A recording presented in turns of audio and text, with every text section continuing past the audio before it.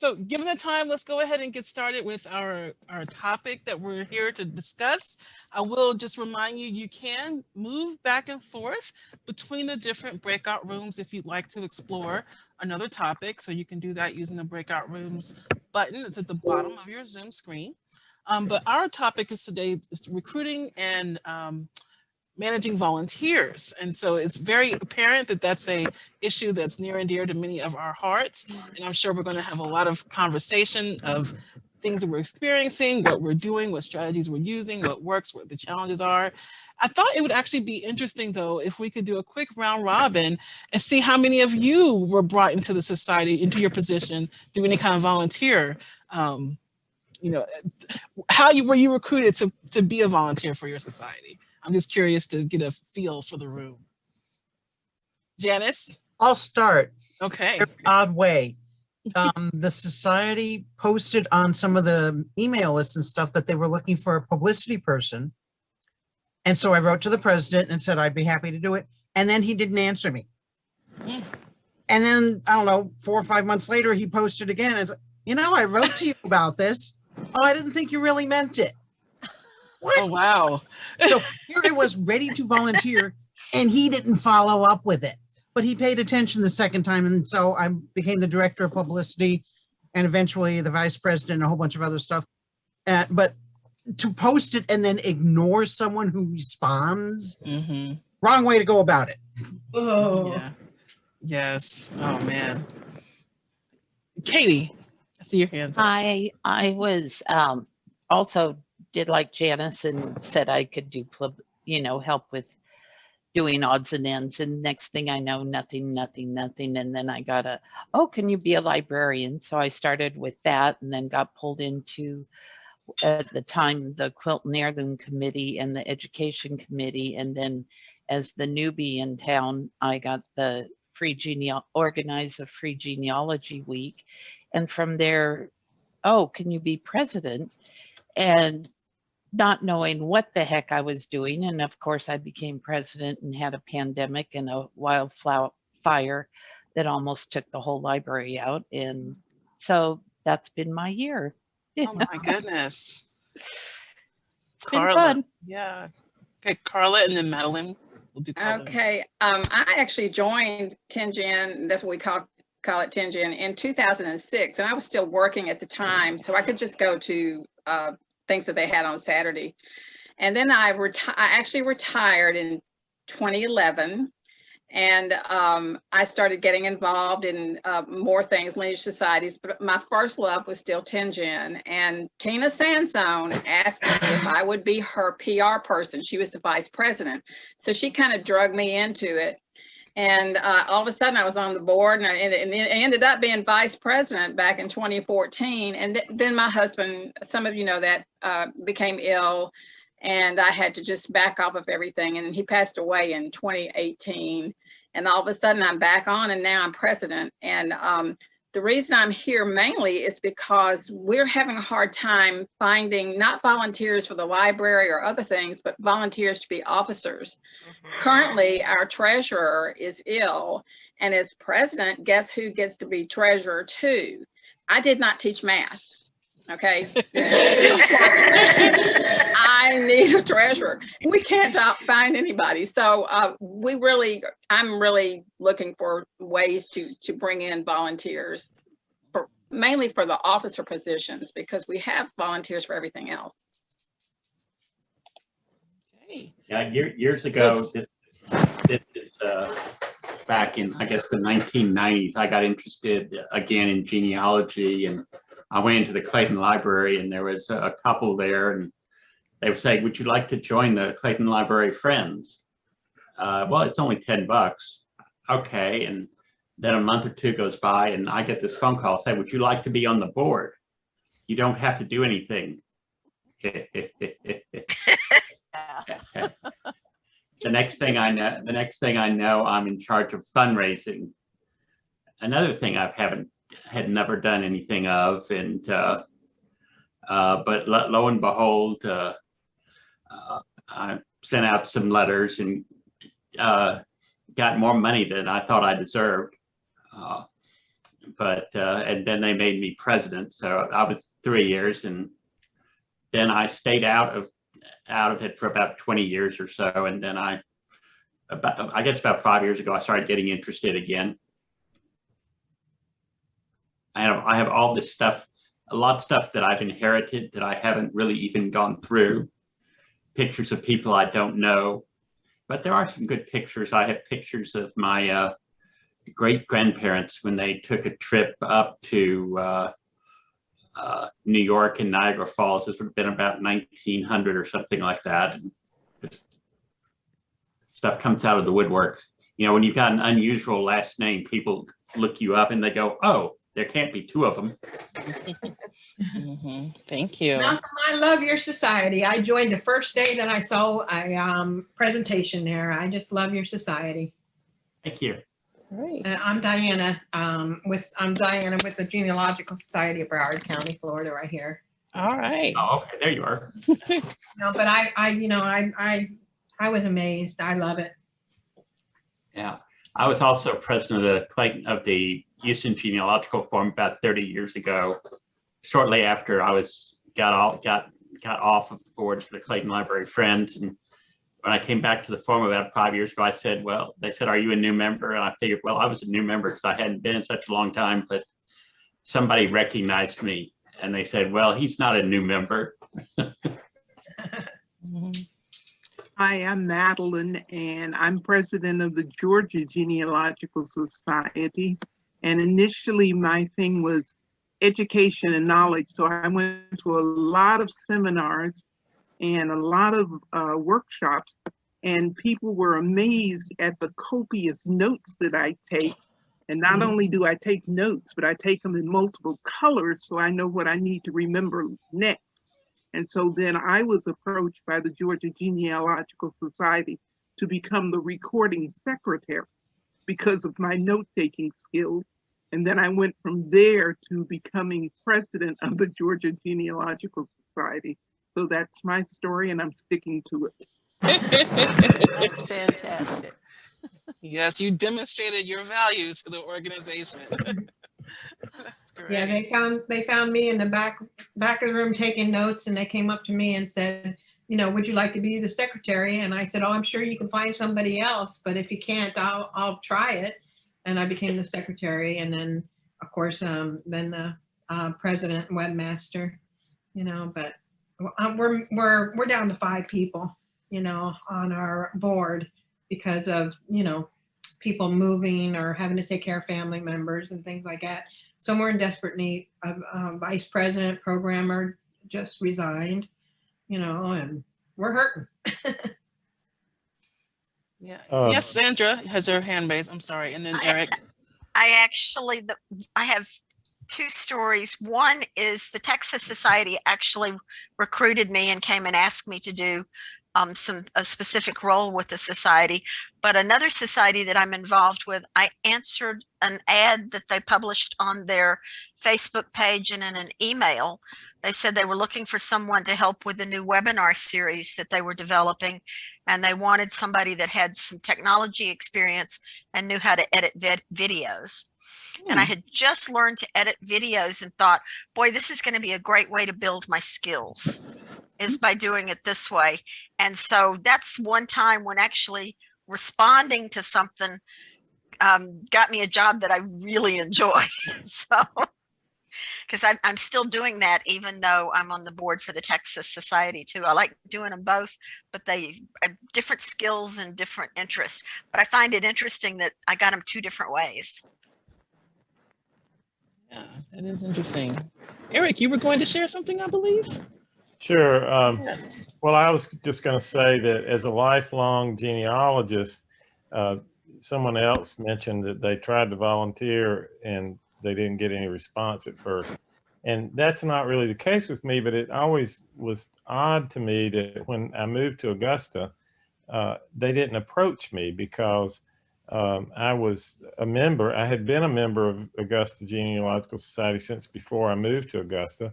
And I had actually been president of Savannah Area Genealogical Society at the time, about the time I moved to Augusta. But they didn't really approach me.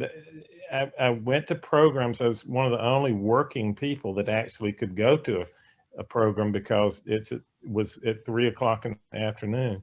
But it's just interesting that they didn't recruit me to do anything when obviously I was very interested and involved in it. Even though I'm not from Georgia originally, I'm from Nashville. But so finally, about 3 or 4 years ago, I was approached by someone in the society that knew me in another way, and my actual job is as executive director of Historic Augusta, so that's kind of an affinity group too. But still, nobody approached me about helping. So they asked me to be president, and I said, "Well, I just can't be president. I've been a member a long time, but I don't know anything about what the council does." So I agreed to be vice president. And then after I was about 1.5 years into it, the president resigned and left it to me. So now I'm the president. But and also when I first got into it, we had a building that we owned, and we had a very nice offer to buy the building. But the president at the time worked for the bank that wanted to buy the building. So I had to negotiate all of that because it was a conflict of interest for him since he worked for the bank. Mm-hmm. So it's interesting how you really learn. Once you're thrown in there into the officer area, you learn a lot quickly. Who is that picture, that 19th century picture behind you? You mean, oh, the portrait? It's an ancestor. Okay. She's from Albany, New York. Mrs. Van Benthusen. Right. We have a couple people with their hands raised, so I want to ask Glenn and then Sherry. So Glenn, Glenn still on? Yeah. Okay. Hey, Glenn. Yeah, I kind of came in through a side door or whatever. I retired about 5 years ago and moved back to the town that I've been living in, but I've been working away from here for a long time. So I decided, well, to get involved, the Genealogy Society had a Thursday afternoon help session at the local library. So I started going in there just to kind of get away from the house and to do genealogy. And I would sit there, and they had a designated volunteer that was helping people that walked in, but I ended up starting to answer questions too. And pretty soon they started saying, well, you could be a volunteer and help out on Thursdays. So I eventually went on the schedule. And then I was also trying to learn DNA, and I suggested to the president that we ought to have a DNA study group. And so she said, well, if you want to start one, just get a venue set up and call a meeting and start one. So I started the DNA study group, and then ended up eventually as far as my role now as a state delegate from Colorado. 3 years ago, we had a delegate that was supposed to go to Fort Wayne, and for some reason he backed out at the last minute. I got a call on Sunday from the state council president saying, hey, we've got a ticket paid for the FGS conference in Fort Wayne. We don't have anybody that can go. Would you like to go as our delegate? So I got in the car and drove to Fort Wayne from Colorado, and spent 4 days out there. And I've been the delegate from the Colorado State Council ever since. I've since became the president of my local society also. So once you get your foot in the door, you start getting asked to do all kinds of other things. Yeah, very much the case.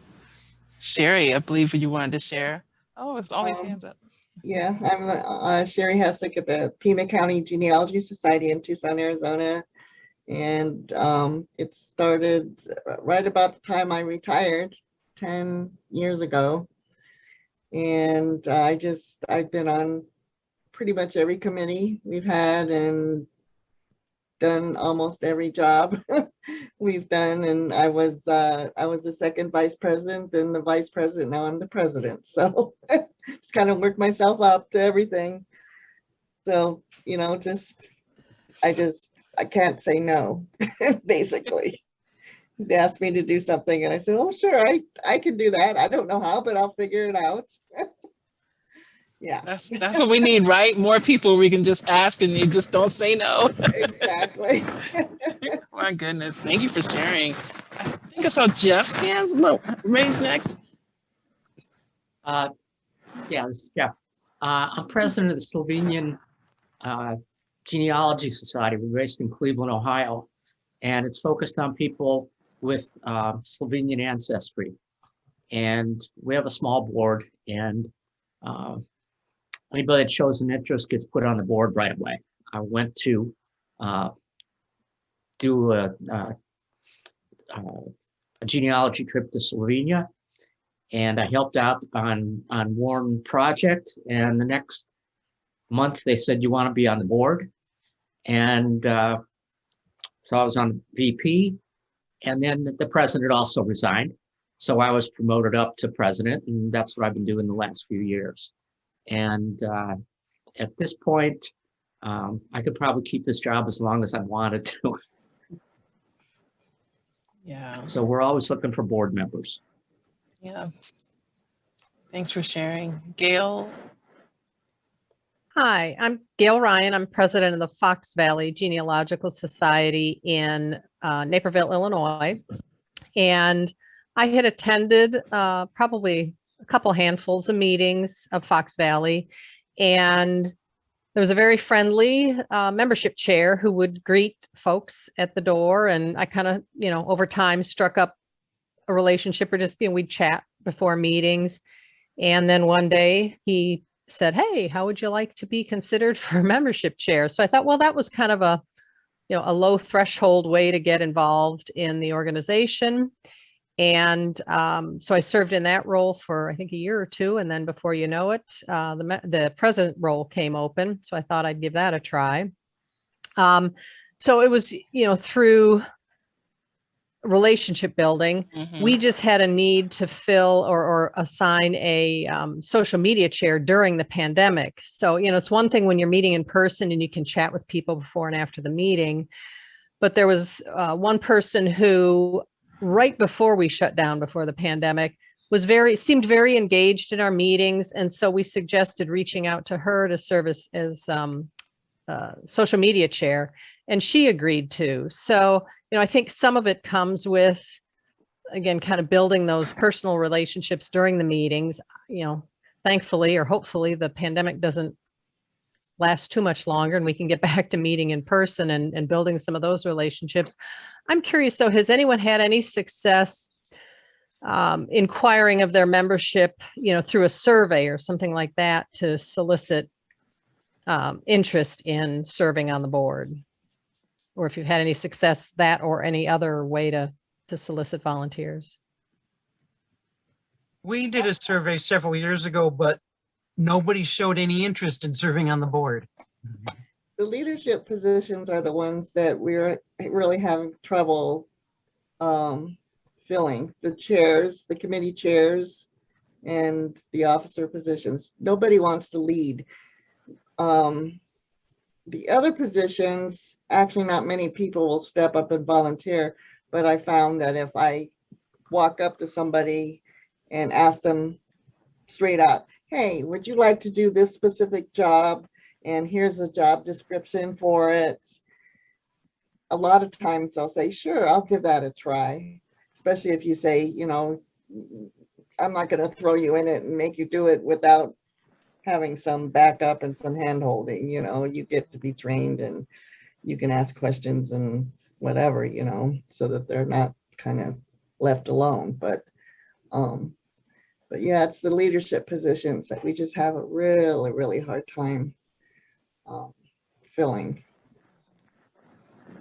Yeah, I know in my society, I'd send out surveys and not get any response. Although another society I was in, and Gail, I like your point about relationship building. You know, that's how I was recruited. There's a woman in the society who is extremely good at understanding where people's strengths are. And she would just watch everyone who was coming into the meetings. And she had a good eye for knowing who to ask to help out with what. And so that's how she got me. Yeah. She just Yeah. paid so much attention to everybody. So it goes a long way. You miss that with the virtual meetings. Yes, you definitely do. Yeah. We all Vicky have Matson, go-to people, don't we? I tell you, without the go-to people, yeah, I don't know what we'd all do. Vicky. Yeah, first off, when I joined my local Zion genealogy, and I volunteered at a couple things, and then they hooked me one night by saying, "Can you just be vice president? All you have to do is announce the speaker." Well, like 2 months later, the president got sick, and then I had to be president. So I finished her term and then did another term, and then I went off when I had to go off. But as soon as I was able to go back on, nobody else would run. So I'm president again. But I'll tell you, Gail is with Fox Valley, who just spoke. I've noticed since because I also do the social media posting for the Illinois State Society and the Zion.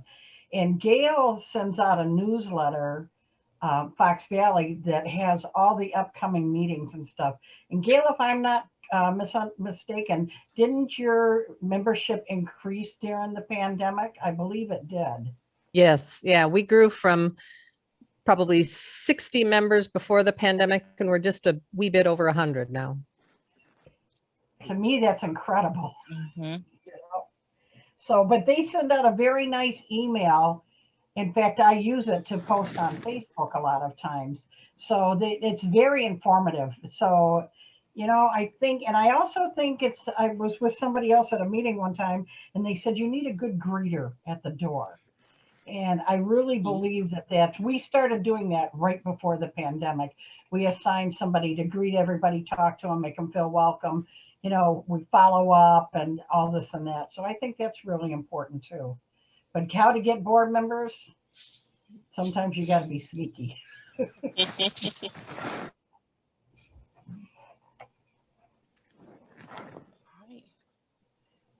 Oh, sorry, Beth Sparrow, I see your hand raised. Yes. I've had some luck getting board members just by posting our open positions and then asking anyone if they're interested to email me. And there's been a couple that email. We have some kind of low, I don't know what you call them, low maintenance positions that people will volunteer for. They're called area representatives. And so basically all they have to do, I'm a state organization, Nebraska State Genealogical Society. So all they would basically have to do is contact a few genealogical societies in a local area and get a report quarterly. So that's kind of a low maintenance position that usually people will accept. And then from there, we usually see if they're interested in doing like a committee, if they're interested in heading up a committee, or if they can move up and take a position in the board later. So sometimes if you can kind of get someone to volunteer for one of those positions that don't require as much work, and then they'll kind of see what it's like and see if they can move up. It's a good idea. Yes. All right. Vicky is sharing in the group about growing her membership. Yeah, to bring it to Facebook. Yeah, we gained about 150 new members. I'm not kidding. Oh, my goodness. Well, we did like 2 workshops a week too. We really, Tania knows that. She's been helping us out with our partnership committee as well. Yeah, when we're growing, and that's why we need, officers. Yeah. That's another thing we have problems with, is finding volunteers to teach classes. Oh, good. Yeah. Society. We want to offer classes to our members, and we've got like 5 people who are willing to teach, and 4 of the 5 people have jobs. So it's like, they can only do it on the weekend or in the evening, and some of our members don't like doing it then because their weekends are full up, or they're too tired in the evening, So it's like, or they don't want to drive in the evening when we're in person, and just, Yeah, that is another thing to think about, right? When you're wanting, like you said, offer classes, who's going to do that? You know, Mhm. I don't know if anyone else experiences this. You know, we get queries from the public, and so I'm trying to figure out ways to get more of our members to sit down with someone for 20 minutes and just give them, you know, some tips or some advice or some strategies. And they don't even want to do that, right? They're still learning themselves. So they don't feel comfortable being the one to give advice to someone else. And so it'd be great to figure out, well, how can we get more people who would be willing to get someone started on the right path? So yeah, we do have a lot of members who have been genealogists for a long, long time, but yes, they're just don't not, feel comfortable. yeah, they don't want to give, they want to take. It's like, So everybody has this problem. Someone was saying something I didn't quite hear. I was just thinking, everybody's having the same problems. Yeah. You know, what is a good recommendation for us? Yeah. yeah, What I heard from people telling their stories of how they got recruited is it seemed that most of them were responding to a specific, either a specific job description, we need these technical skills, or kind of, this is not too much of a job, you don't really need to do anything. Yeah, yeah. Yeah, I think the most important thing is just to ask people. I think people expect to be asked. They won't put themselves forward. And I'm speaking from a nonprofit executive director who depends on volunteers. I think that is a way to do it. But I was hoping somebody would have some magic formula that I didn't know about already. But I think that's the best thing. But then I love the idea of having a greeter at the door, if we can ever do that again, because that makes people feel welcome. And I love that. That's a great thing that we need to start doing. that's a good idea. I started having a raffle at our society, the Genealogical Society of Broward County. Started having a raffle. So I put I asked the couple girls that always came to our open labs, which is before our meeting. And I asked them, would you just ask people if they want to, it was $1 for, for the raffle. And then we had also a 50-50 raffle, which only members could go join, could put into, it's free. So they each got a ticket, and then they got half the pot. And because those 2 or 3 girls were always going up to everybody saying, would you like to join the raffle? Would you like to do this? People started feeling more comfortable. The camaraderie around members it just all of a sudden, we saw our memberships, the guests started joining instead of just coming. And that helped us a big deal. It really did. That's great. Our room's about to close, y'all, in the next 8 seconds. So thank you all for sharing your stories and your tips and your advice. This was nice to hear. Thank you. I got cut off with a good conversation. Alan, I'll get back to you on that. Okay, thank you. You're welcome.